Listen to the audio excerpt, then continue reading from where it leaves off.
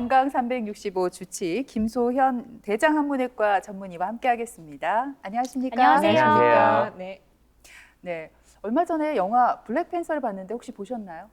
네, 저도 봤습니다. 예, 그 네. 주인공이 그 체드윅 보스만이 3년 전에 세상을 떠났는데 이 대장암 때문에 세상을 떠났다고 하더라고요. 교수님께서도 보셨다고 하니까 아실 것 같은데 이 많은 분들이 요즘 대장암을 앓고 있는 것 같아요. 네. 어떻습니까?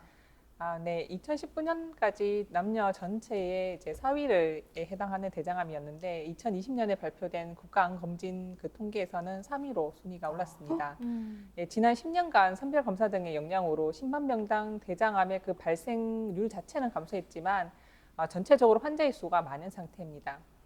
남녀로 구별을 하더라도 남자에서는 4위에 해당하고요. 여자 환자분들에서는 3위에 해당하는데 사실 여자 환자분들의 1위에 해당하는 유방암 같은 경우는 그 여자 환자분들한테 생기는 이제 특수한 암에 해당되다 보니까 굉장히 높은 순위라고 생각할 수 있겠습니다.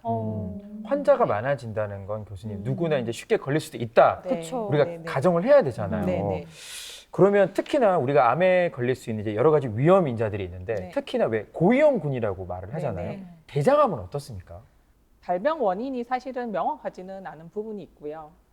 또 대부분은 이제 대장암의 가족력이 있거나 염증성 장질환 같은 거를 앓으신 분들에서 이제 특히 저희가 고위험군이라고 생각을 합니다. 그렇지만 생각하셔야 될 부분이 그 대장암 환자분들이 특별히 가족력이 있거나 유전적 소인이 없음에도 불구하고 대장암을 발병할 수 있기 때문에 항상 관심이 좀 필요합니다. 네.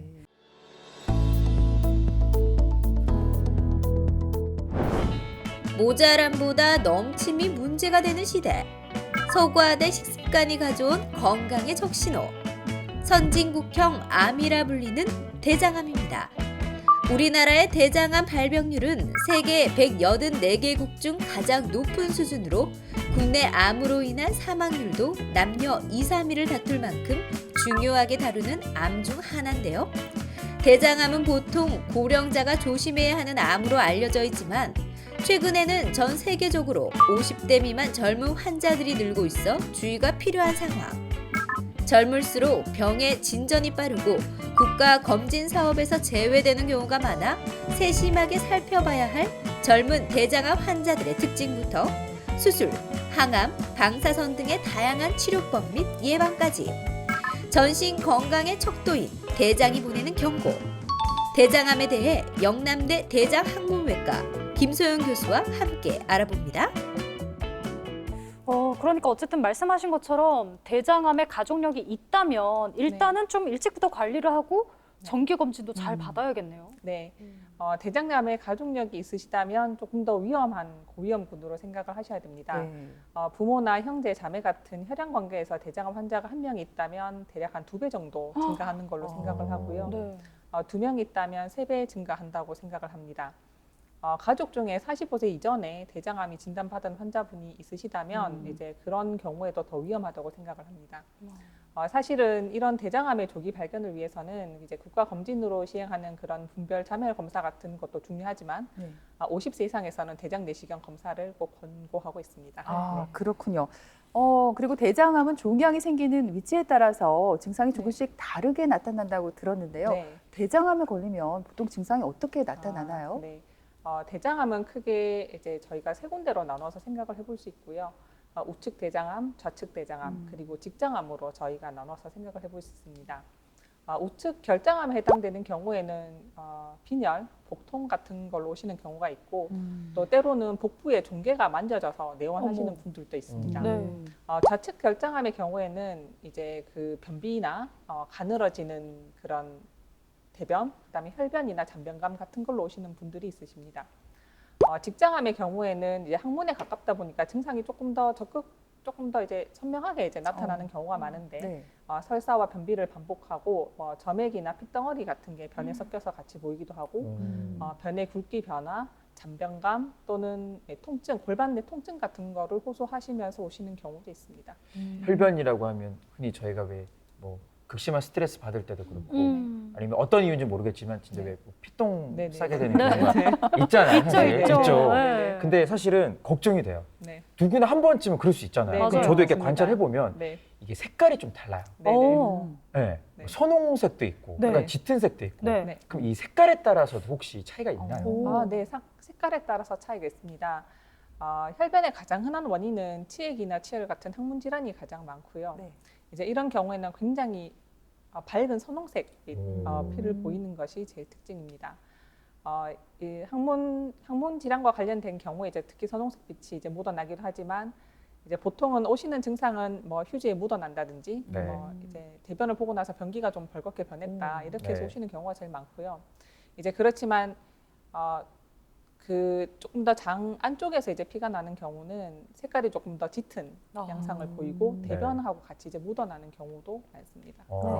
그러면 만약에 혈변을 음. 보게 된다면 네. 일단 혼자 판단하기보다는 병원에 그래도 한번 가봐야 되지 않을까 싶어요. 그쵸. 일단은 혈변 만약에 뭐 휴지에 묻어나는 정도 같으면 조금 지켜보셔도 될 것 네. 같고요. 만약에 진짜 이제 뭐 피가 좀 보인다 하시면은 이게 항문 질환이라 하더라도 그냥 놔두면 점점 더 병이 악화되는 경우가 있기 때문에 오. 이제 가까운 전문 병원을 찾아보시는 게 저는 좋을 것 같고 네. 만약에 그 혈변을 보는 증상 자체가 반복을 하거나 음. 또는 평상시에 변비가 없으셨던 환자분에서 갑자기 변비가 생기거나 때로는 이제 그 피가 좀 많이 나면은 이제 피 덩어리를 형성하는 경우도 네. 있습니다. 그런 어머. 경우에는 꼭 가까운 병원을 방문하셔서 조금 더 정밀한 검사를 받아보시기를 권유합니다. 네. 저는 이렇게 혈변 나왔을 때 제 나름대로의 방법이 있었어요. 네네. 일단 한번 닦아봅니다. 네. 근데 엉덩이가 아프잖아요. 네네. 그러면 저는 안심을 해요. 네네. 왜요? 이건 엉덩이 쪽의 문제다. 활약근의 문제다. 네네. 네. 그렇게 스스로 또 확인을 하셨군요. 네. 아니 근데 궁금한 게 네. 이제 그런 이제 말씀하셨던 증상들이요. 네. 이미 나타나고 나서 병원에 가면은 음. 좀 늦은 감이 있는 거 아닐까 이런 생각 들거든요. 그 병의 증상과 그런 진행 상태가 반드시 일치하는 것은 아닙니다. 환자분들이 이제 증상을 전혀 느끼지 못하시는 상태로 병원에 오시는 경우에도 사실 병이 심한 경우도 있고요. 네. 환자분이 증상을 느끼고 오시지만 실질적으로 병은 심하지 않으신 경우도 있어서 그 증상만으로 너무 이제 걱정을 하시기보다는 전문가와 상담을 하시는 게 도움이 될 것 같습니다. 네. 예, 그래요. 네. 일단 대장암 의심 증상 있어요. 뭐 혈변이라든지 네, 네, 복부, 네, 네. 뭐 아프고 네, 뭐 네. 그런 증상이 있어서 병원에 찾게 네. 되면은 병원에서는 어떤 검사를 받게 되나요? 이제 뭐 기본적으로 이제 신체 검사를 저희가 진행을 하게 되고요. 그 신체 검사 중에 하나로 직장 수지 검사라고 그 항문 한쪽으로 이제 손가락을 넣어서 저희가 진찰을 해보는 것도 있는데 이제 그것만 해도 사실은 항문 질환의 대부분과 또 항문에 가까운 직장암 같은 경우에는 저희가 진단을 내릴 수 있는 경우도 있습니다. 이제 그러한 기본적인 신체 검사에서 저희가 확인이 안 된다면 일단 대장 내시경 검사가 가장 중요하겠고요. 육안으로 다른 검사로는 확인할 수 없는 작은 변병도 그 대장 내시경 검사를 해서 확인이 가능한 장점이 있고 필요 시에는 혹을 바로 제거하거나 조직 검사를 시행할 수 있는 장점이 있습니다. 저희가 일단은 대장 내시경 검사의 결과를 보고 필요에 따라서는 CT나 MRI 같은 추가 검사를 시행하게 됩니다. 네. 근데 보통 대장 내시경 검사 받고 나면 네. 나 병원에서 용종 이번에 7개 발견했잖아. 7개 떼냈어. 이런 얘기는 너무 많이 들어봤어요. 그쵸. 저는 네. 아직 받아본 적이 천 없어서. 원씩인 줄 알았어요. 저는 아직 한 번도 안 받아봤는데 네. 그러면 저는 네. 7개면 너무 좀 많은 거 아닌가. 그쵸. 혹시 교수님 이 용종의 개수나 아니면 뭐 크기에 따라서 이게 대장암이 될 수도 있다 이렇게 혹시 판단을 할 수가 있나요? 네. 그 용종의 크기와 개수는 대장암의 위험과 관련이 있습니다. 어머. 그래서 용종의 크기가 2cm 이상이거나 그 조직의 형태가 나쁜 경우 그리고 이제 고도 이형성 의심되는 경우는 저희가 대장암의 위험이 높다고 이야기를 할 수 있겠고요. 대장 내시경 후에 다음 검사의 주기를 저희가 용종의 수와 크기, 조직의 형태에 따라서 그 시기를 달리하고 있기 때문에 대장 내시경에서 그 용종을 몇 개 제거했는가는 굉장히 중요한 이제 포인트가 됩니다. 최근에는 이런 용종을 제거 후에 추적 대장 내시경에 대한 검사를 작은 선종 3개 이내 그리고 1cm 이하의 선종의 경우에서는 3에서 5년 이내에 추적 검사를 권유하고 있고 선종이 3개 이상이거나 1cm 이상의 선종이 보이고 또는 뭐 그 이외에 육모성 또는 톱니 모양 선종 그리고 고도 이형성이 보이는 경우에는 3년 이내에 추적 검사를 권유하고 있습니다. 만약에 선종의 개수가 10개 이상 굉장히 많다면 저희가 1년 뒤에 대장 내시경 검사를 다시 시행을 해서 이제 추적 검사를 시행합니다. 네. 네. 제 친구 남편이 네. 30대 초반이거든요. 네. 근데 이제 대장 내시경 검사를 했는데 용종이 많아서 뗐어요. 네. 근데 다음에 검사를 했는데 또 있어요. 그래서 네. 이 친구는 매년 지금 20대 네네. 후반부터 매년 네, 받고 네, 네, 있거든요. 그래서 제가 궁금하더라고요. 용종이 잘 생기는 뭐 체질? 좀 타고난 유전적 요인이 있는 사람이 있나 싶어서. 물론 예, 있습니다. 이제 유전적으로 용종이 잘 생기는 질병도 있습니다. 그렇지만 사실 이런 병 자체는 굉장히 드문 편이고요.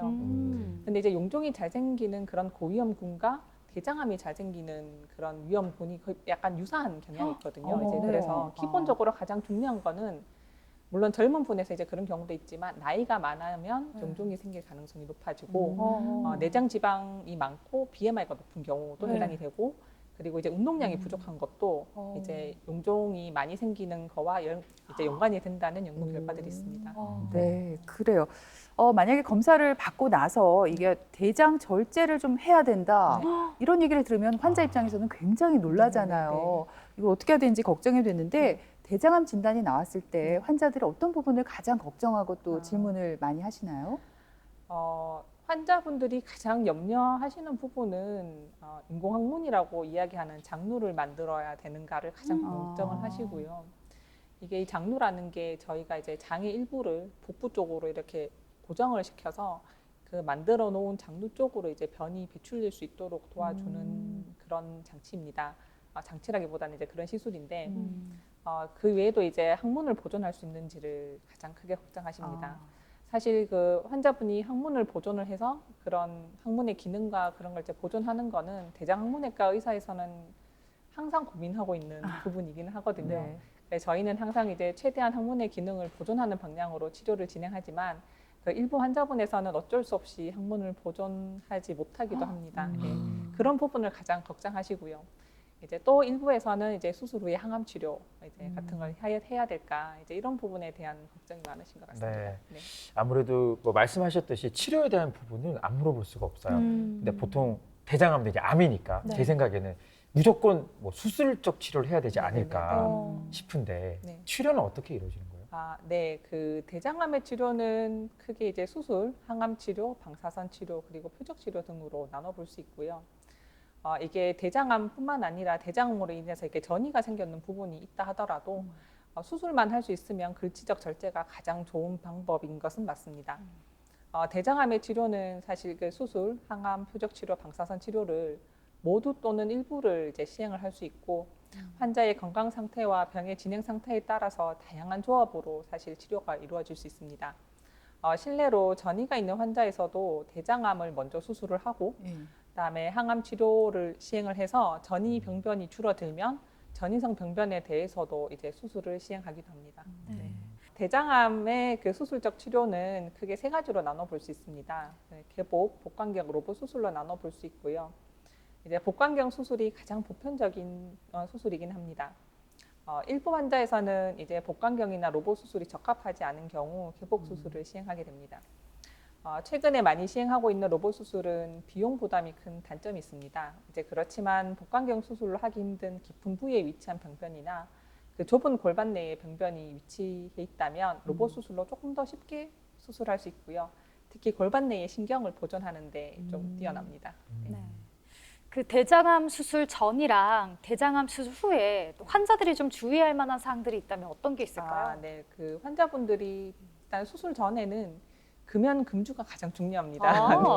네, 그래서 이제 사실 대장암 수술 자체보다는 수술 전후 마취와 이런 여러 가지 전 처치를 고려해서 금주와 금연이 가장 중요하겠고 만약에 평소에 심장약 같은 그런 피를 묽게 하는 그런 지혈이 잘 안 될 수 있는 그런 약을 드시고 있다면 담당 선생님과 이제 수술 전에 충분히 상담을 하고 진료를 보시는 게 중요하겠습니다.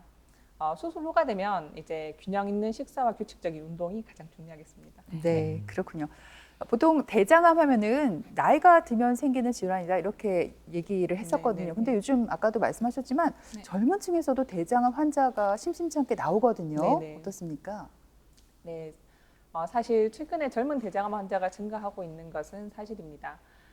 미국 등의 연구 결과를 보면 그 대장암 선별 검사 등의 영향으로 전체적인 발생률은 감소했지만 50세 미만의 대장암 환자는 오히려 늘어나고 있는 추세입니다. 사실 이런 현상은 일본이나 홍콩, 상하이 등 다른 아시아 지역의 연구에서도 이제 똑같은 결과를 보이고 있고요. 50년대 생대에 비해서 70년대 이후의 세대에서 유병률이 가파른 상승을 보입니다. 이제 이렇다 보니까 특히 미국 등지에서는 젊은 대장암 환자들이 증가하면서 대장암이 진단되는 중간 연령이 어려지는 추세를 보입니다. 우리나라에서도 20에서 49세의 인구 10만 명당 대장암 발생률이 12.9명이라는 보고가 있어서 사실은 작지 않은 수에서 아이고. 대장암이 나타납니다. 그러네요. 전 세계적인 경향이 네. 아니라 국내에도 이제 영향을 미치는 네, 거니까 이거는 진짜 뭐 경각심을 뭐 당연한 말이지만 가질 네. 수밖에 없는데 네. 말씀하신 50대 미만의 네. 젊은 환자들에게서 또 나타날 수 있는 좀 특징 같은 것도 있을 것 같거든요. 네. 그 젊은 대장암 환자분들 같은 경우는 이제 노년의 환자분들에 비해서 병이 진행된 상태로 내원하시는 경우가 왕왕 있습니다. 그 이유가 국가 검진에서는 이제 그 이루어지는 그 선별 검사에서는 제외가 되어 있어서 사실 조기에 발견할 수 있는 기회가 조금 작은 면이 있고요. 사실 증상이 있어도 병원을 찾지 않으시는 경향이 매우 많습니다. 네. 그래서 이게 보통 미국의 결과이긴 하지만 이제 첫 증상이 나타나고 첫 진료를 보기까지 이제 노인 환자분들은 29.5일 정도 소요가 되지만 이제 젊은 환자분들은 평균 200일이 넘는 시간이 소요된다는 연구 결과도 있습니다. 네. 네. 사람 마음이 다 똑같아요. 병원을 가는 게 쉽지가 않아요, 진짜로. 그렇죠. 네. 네. 그 나이와 건강이 비례하지 않는다는 건 알고 있었지만 네. 대장암 역시 젊다고 이제 안심할 수 없는 병이니까 좀 네. 걱정도 되고 무섭기도 하고 네. 그런데 혹시 젊은 층 중에서 대장암을 좀 더 조심해야 하는 그런 사람이 있을까요? 네, 일단은 부모, 제가 앞에서 설명 한번 드렸던 것처럼 부모, 형제, 자매와 같은 일자 혈연 관계에 대장암이 있다면, 대장암 환자분이 있다면 주의를 하셔야 됩니다. 대장암의 위험이 2에서 4배 증가하기 때문이고요. 네.